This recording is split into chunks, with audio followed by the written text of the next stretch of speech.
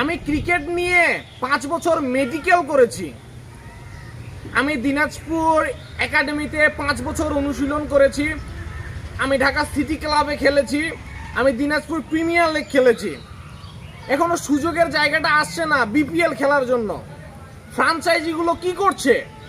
তারা কেন কাজ করছে না যে নিচের প্লেয়ারদেরকে বিপিএল এর মতো একটা ফরম্যাটে সুযোগ করে দেওয়ার জন্য?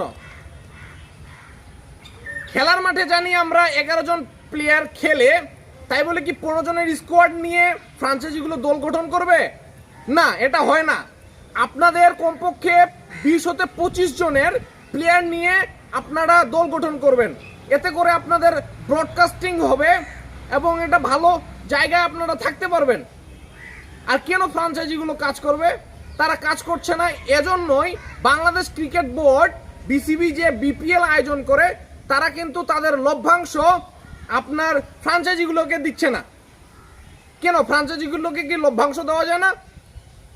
লভ্যাংশ যদি দিত তাহলে ফ্রাঞ্চাইজিগুলো কাজ করত, বিভিন্ন জায়গা থেকে প্লেয়ার খুঁজে বের করত।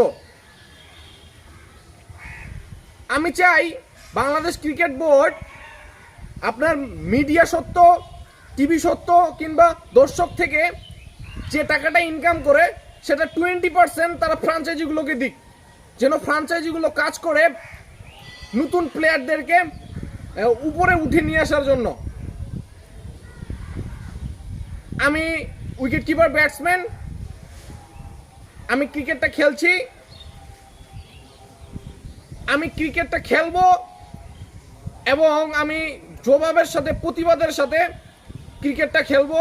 আর আমি চ্যালেঞ্জ নিব ম্যাচ উইনিংয়ের, ইনশাল্লাহ। ওকে, ধন্যবাদ।